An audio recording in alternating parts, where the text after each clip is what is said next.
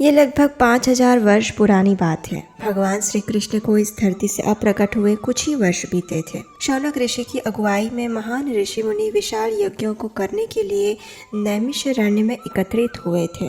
नैमिषारण्य अत्यंत पवित्र तीर्थ स्थल है। मान्यता है कि सृष्टि के आरंभ में इसी क्षेत्र को धुरी बनाते हुए ब्रह्मा जी ने संपूर्ण ब्रह्मांड को नापा था। ये साधु संत भावी कलयुग में जन्म लेने वाले मनुष्यों के प्रति अत्यंत चिंतित थे। उसके कल्याण हेतु उन्होंने इस पवित्र भूमि को चुना था। वे जानते थे कि इस स्थान पर यज्ञ करने से आसुरी लोगों की शक्ति क्षीण होती है। वे ये भी जानते थे कि समस्त शास्त्रों में कलयुग के लिए केवल एक यज्ञ की संस्तुति की गई है और वो है संकीर्तन यज्ञ, अर्थात भगवान हरि के पवित्र नामों तथा महिमाओं का कीर्तन एवं श्रवण करना।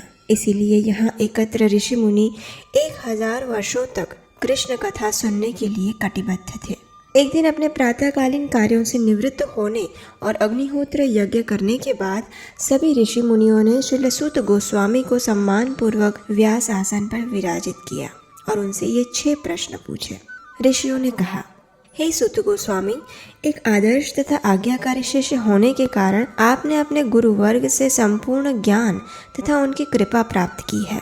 कृपया हमें बताइए कि आपके अनुसार किस कार्य में जन सामान्य का परम कल्याण है।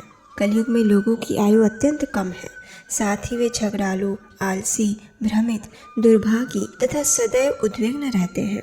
भिन्न भिन्न शास्त्रों में उनके लिए भिन्न भिन्न कर्तव्यों का उल्लेख मिलता है। हम आपसे निवेदन करते हैं कि आप कृपया इन सभी शिक्षाओं का सार निचोड़कर हमारे समक्ष प्रस्तुत करें। इससे समस्त प्राणी जगत का परम कल्याण होगा और उनके हृदय पूरी तरह संतुष्ट हो जाएंगे। हे सूत गोस्वामी, आप जानते हैं कि इसी उद्देश्य की पूर्ति के लिए भगवान श्री कृष्ण ने देवकी के गर्भ से जन्म लिया और एक मनुष्य का रूप लेकर धरती पर लीलाएं की।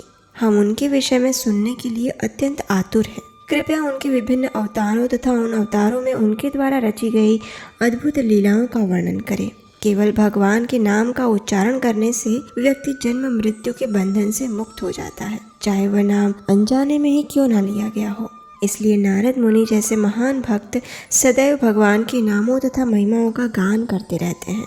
ऐसे शुद्ध भक्तों के दर्शन मात्र से ही व्यक्ति पवित्र हो जाता है, जबकि गंगा में तो स्नान करने के बाद ही व्यक्ति पवित्र हो सकता है।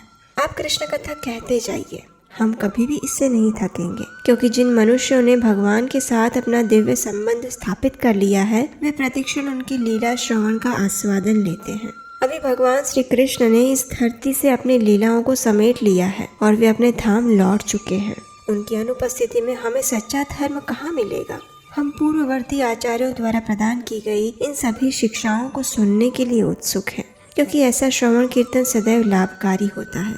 ऐसा कौन सा मनुष्य होगा जो इस पतित कलयुग के दुर्गुणों से तो मुक्त होना चाहता है, परंतु परम भगवान की महिमाओं को सुनने का इच्छुक नहीं है। शौनक आदि ऋषियों से यह प्रश्न सुनकर श्रील सूत गोस्वामी ने सर्वप्रथम अपने गुरु महाराज श्रील सुखदेव गोस्वामी के चरण कमलों में प्रणाम किया। तत्पश्चात उन्होंने कहा, हे ऋषिगण, आपके प्रश्न अत्यंत प्रशंसनीय हैं और चूंकि वे भगवान श्री कृष्ण से संबंधित हैं, उनमें संपूर्ण जगत का कल्याण निहित है। भगवान श्री कृष्ण की दिव्य प्रेममयी सेवा करना यही समस्त मानव जाति का धर्म अथवा सर्वोच्च कर्तव्य है, परंतु ऐसी भक्ति बिना किसी भौतिक इच्छा के होनी चाहिए और निर्बाध होनी चाहिए। इस प्रकार की सेवा ही आत्मा को पूर्ण संतुष्टि प्रदान कर सकती है। भक्ति योग में किए गए कार्य स्वयं में पूर्ण होते हैं, इसलिए भक्ति योगी स्वतः ही पूर्ण ज्ञान तथा इस भौतिक संसार से वैराग्य अर्जित कर लेता है। हम चाहे कितने भी उद्यम क्यों ना करें, परंतु यदि वे हमारे हृदय में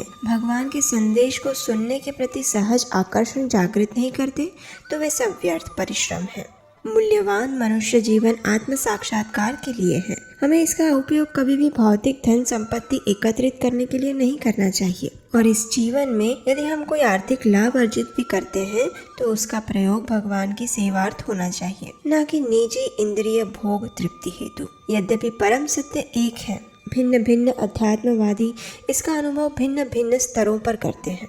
कोई इसे निराकार ब्रह्म रूप में देखता है, कोई कण कण में व्याप्त परमात्मा रूप में, और कोई परम सुंदर सर्वगुण संपन्न भगवान के रूप में।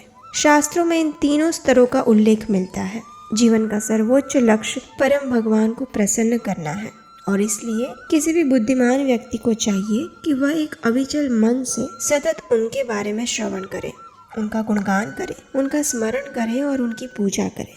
भगवान श्री कृष्ण के निरंतर स्मरण रूपी तलवार से भक्त कर्म बंधन की जटिल गांठ को काट देता है। फिर ऐसा कौन बुद्धिमान व्यक्ति होगा जो ध्यान पूर्वक इस कृष्ण कथा को नहीं सुनना चाहेगा। शुद्ध भक्तों की सेवा करने से व्यक्ति के हृदय में श्री कृष्ण के विषय में सुनने की उत्कंठा जन्म लेती है और जब वह गंभीरता पूर्वक श्रवण करने लगता है तो उसके हृदय में विराजमान परमात्मा उसकी समस्त भौतिक वासनाओं को धो डालते हैं। इसलिए कृष्ण कथा के श्रवण को सर्वोच्च पुण्य कार्य के रूप में स्वीकार किया गया है। जब हृदय में व्याप्त समस्त अनर्थ और अभद्र नष्ट हो जाते हैं तब भगवान की प्रेममयी सेवा एक अटल सत्य बनकर वहां स्थापित हो जाती है। उस समय काम और लोभ जैसे रजो एवं तमो गुण के प्रभाव हृदय से निकल जाते हैं। व्यक्ति प्रसन्नता पूर्वक शुद्ध सतोगुण के स्तर पर स्थित हो जाता है।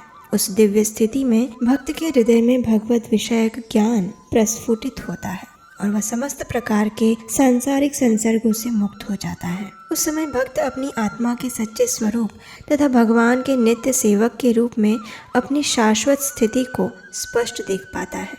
इसीलिए अनादिकाल से महान भक्तों ने स्वयं को भगवान श्री कृष्ण की शुद्ध भक्ति के प्रति समर्पित किया है।